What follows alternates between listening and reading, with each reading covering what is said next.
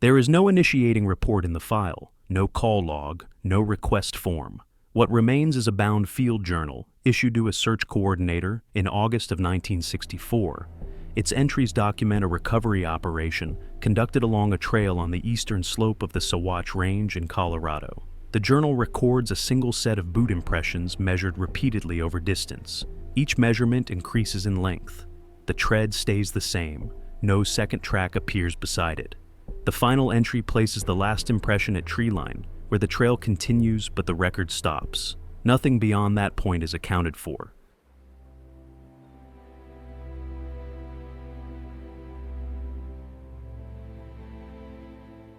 The eastern slope of the Sawatch Range drops into narrow valleys carved by seasonal runoff and old glacial action. Access in the mid-1960s depended on unmaintained logging roads that washed out each spring. Most approach routes ended miles from treeline.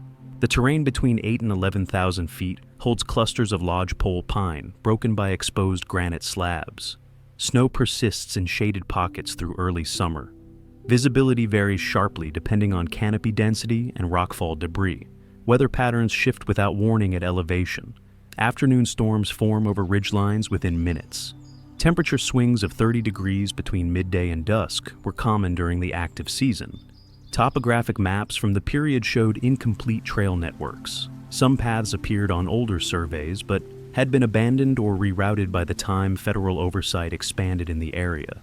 The region saw limited recreational use until the late 1950s. Most visitors were day hikers or seasonal hunters. Overnight permits were not required until 1967. A search coordinator kept field notes during a recovery operation in August 1964. The notes do not specify what initiated the search. August 14, 1964. 0940 hours. Base camp established at trailhead elevation, 8,200 feet. Team of 6. Weather clear. Temperature 52 degrees Fahrenheit. Initial sweep along primary trail to junction at 9,400 feet. No obstacles. Trail condition fair with minor erosion near creek crossing. August 14, 1964.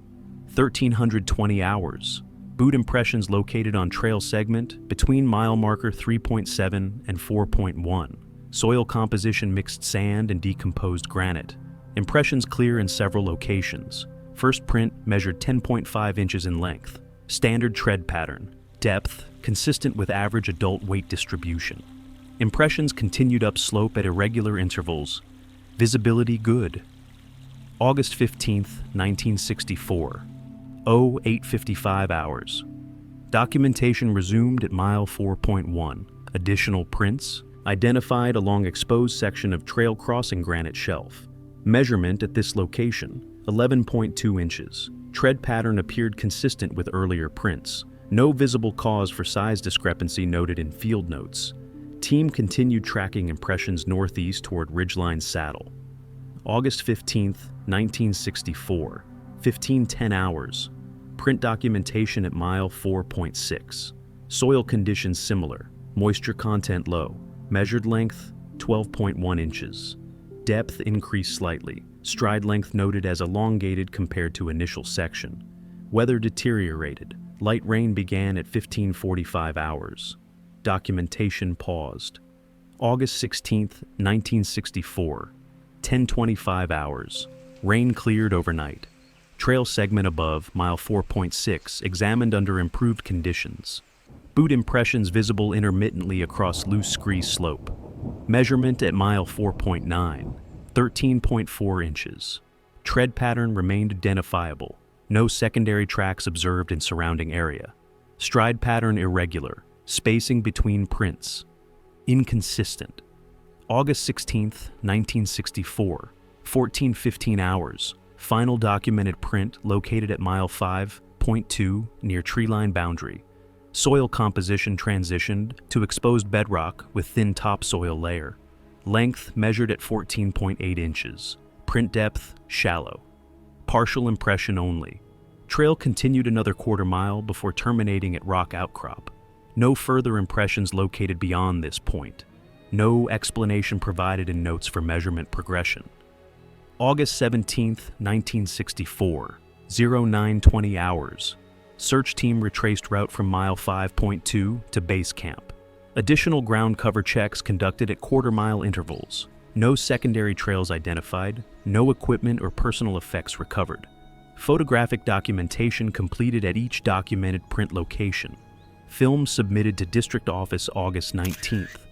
Operation concluded August 17th, 1964 at 1640 hours. The field notes end there. No follow-up investigation appears in the available record.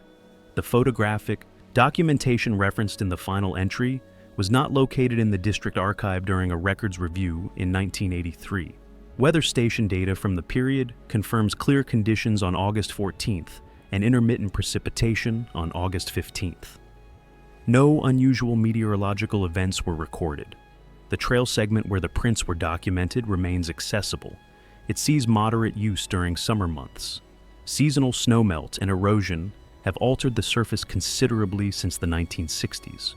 No permanent markers were placed at the documented locations. The search coordinator's notes were filed with routine operational records.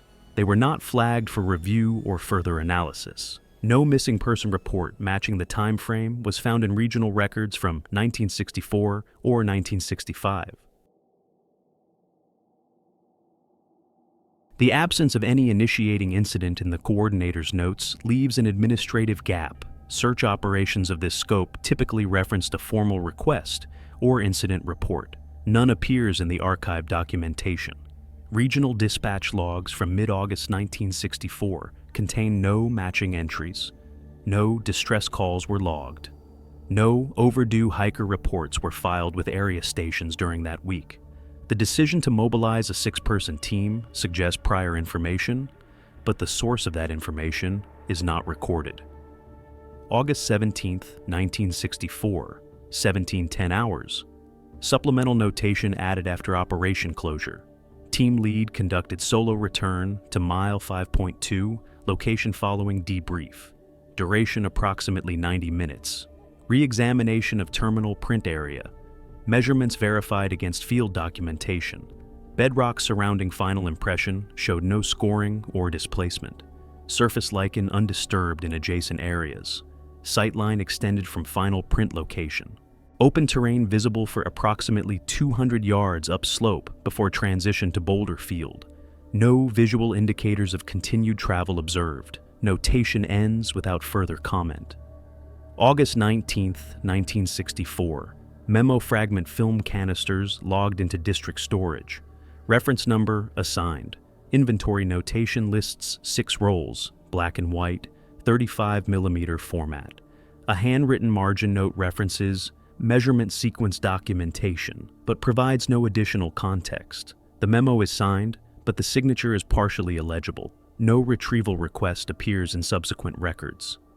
District personnel rotations in late 1964 reassigned the original search coordinator to a different region by October. Transfer paperwork lists standard administrative reasons. No interviews or follow-up inquiries were conducted before the transfer. The boot impression documentation remained filed under routine search operations. It was not cross-referenced with unusual incident reports or flagged for supervisory review.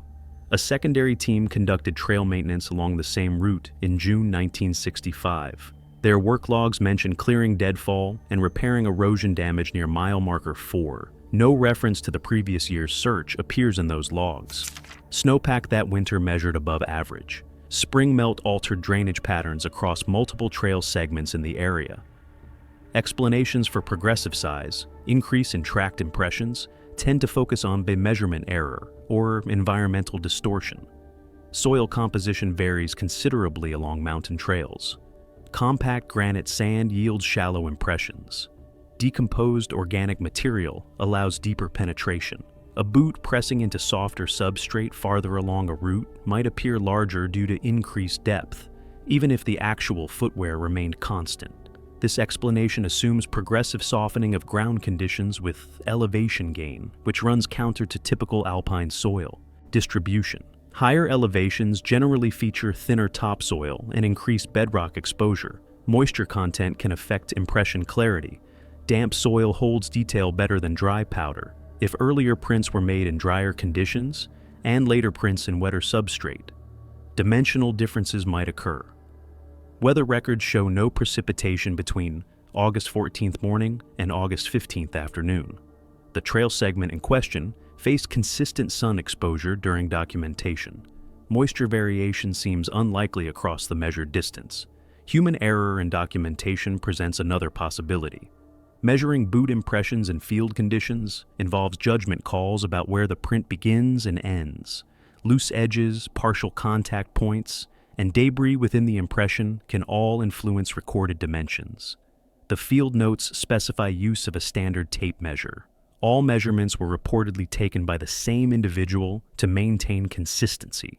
The coordinator had prior experience in evidence documentation. If the measurements themselves were accurate, the prints could represent multiple individuals wearing progressively larger boots. Coincidental overlap along a single route, with each subsequent hiker wearing larger footwear, would require highly specific timing and travel patterns. The absence of secondary tracks weighs against this interpretation. Search protocols included examination of surrounding terrain for parallel routes or alternate paths. None were identified. Deliberate falsification of field documentation represents a more uncomfortable possibility. Motivations for fabricating evidence in a search operation are difficult to construct. The coordinator gained no apparent benefit from the discrepancy.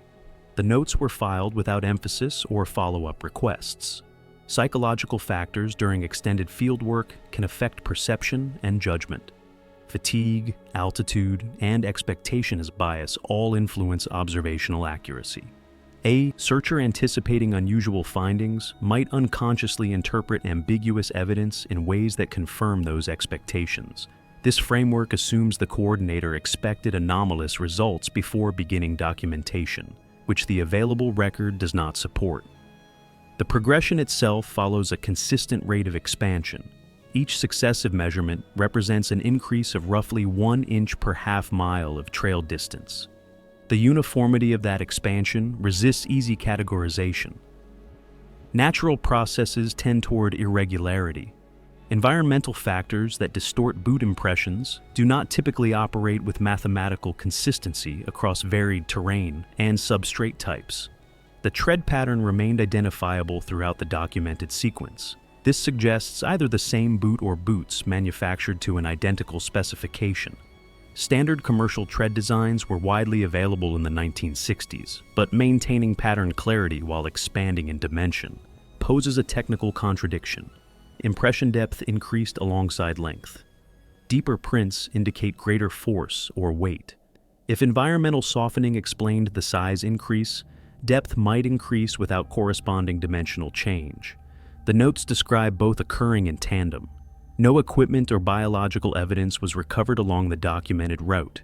Fabric fibers, damaged vegetation, or displaced stones that might indicate struggle or unusual movement were not mentioned in the field documentation. The final print, measuring nearly 15 inches, falls outside the range of commercially available hiking boots from that period. Military or specialized expedition footwear occasionally exceeded standard sizing, but such equipment was uncommon in recreational contexts. The film canisters referenced in the August 19 memo were not located during the 1983 archive review. Storage reorganizations occurred multiple times between 1964 and 1983. Materials were transferred between facilities.